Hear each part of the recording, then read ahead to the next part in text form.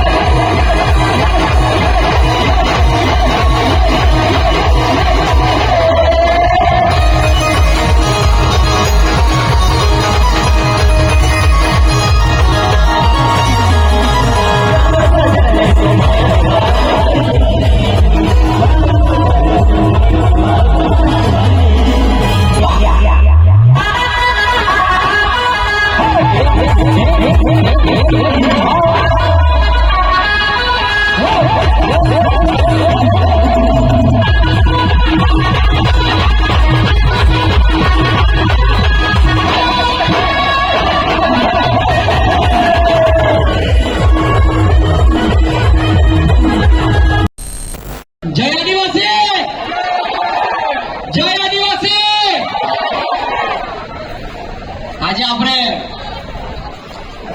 કામરેજ તાલુકાની અંદર જે આપણો વિશ્વ આદિવાસી દિવસ છે, આપણો તહેવાર છે, ત્યારે આપણે જયારે જય આદિવાસીના નારા બોલાવીએ છીએ ત્યારે આપણો અવાજ કેમ ઓછો પડે છે? આજુબાજુ કામરેજ તાલુકાની અંદર ખબર પડી જવી જોઈએ કે કામરેજ ની અંદર ટાઈગરો અને આદિવાસી ભાઈઓ અને શેરડીઓ બધી એક થઈ ગઈ છે. તો બોલો જય આદિવાસી, જય આદિવાસી.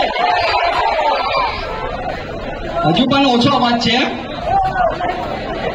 પણ આજે સમસ્ત આદિવાસી સમાજ જયારે કામરેજ તાલુકાની અંદર જયારે ભેગો થયો છે, સૌને આદિવાસી ભાઈઓ બહેનોએ આપણને આવકાર આપ્યો છે, નાચતા ગાતા આપણે આવ્યા છે, બધા એક થઈને આપણે ધૂમ મચાવી છે કામરેજ તાલુકાની અંદર. તો ઘણા એવા આપણા આદિવાસી ભાઈઓ બહેનોને એ ખબર જ નહીં હશે કે વિશ્વ આદિવાસી દિવસ એટલે શું. ઘણા લોકોને એવું છે કે બેન પાર્ટી આવી ગઈ એટલે ચાલો નાચવા, આ વિશ્વ આદિવાસી દિવસ એટલે આપણો હક અને અધિકારનો દિવસ છે. આ વિશ્વ આદિવાસી દિવસ એટલે કે 1993 ની અંદર 68 જેટલા વિશ્વના પ્રતિનિધિઓ આગેવાનો 68 આગેવાનો અને 400 પ્રતિનિધિઓ જ્યારે ભેગા થયા ત્યારે એ લોકોએ સંકલ્પ લીધેલો હતો કે આદિવાસીઓને બચાવો અને આદિવાસીઓની પ્રકૃતિને બચાવો. ત્યારથી 1993 ની અંદર આપણા આખા વિશ્વની અંદર આખા યુનિયનની અંદર આપણા આદિવાસી દિવસ આપણે ઉજવીએ છીએ. ત્યારે આપણા લોકો ઉમરગામથી અંબાજી સુધી 1 કરોડથી પણ વધારે આદિવાસી લોકો છે. આપણે ડરીએ તો બધું પંથી ખવાઈ દઈએ, પણ આપણા આદિવાસી સમાજમાં એકતા નથી. આપણા લોકોમાં એક ટાટિયા ખેંચવામાંથી ઊંચા નથી આવતા. તમને એકતાને એક સંગઠનને એક દાખલો આપું તમને લોકોને કે આજે હજારો લોકો અહીંયા છે. તે કૂતરું કરે છે, અહીંયા ઉભો રહેલો એને પથ્થર મારશે તો ભાગી જશે ને. પણ જયારે આપણે મધનો પૂરો છે, આપણને પથ્થર મારશું તો આપણે ભાગવું પડશે ને. તો આપણે લોકો તમામ આદિવાસી ભાઈઓ આ મોજના પૂરા જેવું બનવું પડશે કે જ્યારે પણ આપણા હક અને અધિકાર માટે કોઈ પણ તરફ મારે ત્યારે મત માખીની જેમ નીકળવું પડશે. ત્યારે આપણો હક અને અધિકાર આપણને મળશે.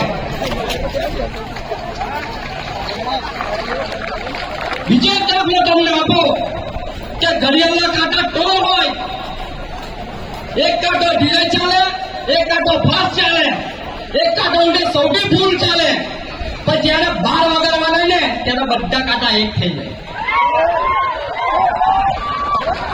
આપણે જયારે કોઈને 12 વાગવાનું હોય ને ત્યારે બધા એક થઈ જવાનું. ખબર પડે છે કે આદિવાસી આવ્યા એટલે બધા એક થઈ જાઓ. આપણા તાલુકાઓની અંદર ઘણા કામો કરવાના છે આપણા આદિવાસી ભાઈઓને. આપણે તમામ આદિવાસી ભાઈઓ આગેવાનો, આદિવાસી સમાજના આગેવાનો બધા ભેગા થઈને આપણા લોકો આપણા તાલુકાના જે પણ પ્રશ્નો છે આપણે મળીને કામ કરીએ અને આપણે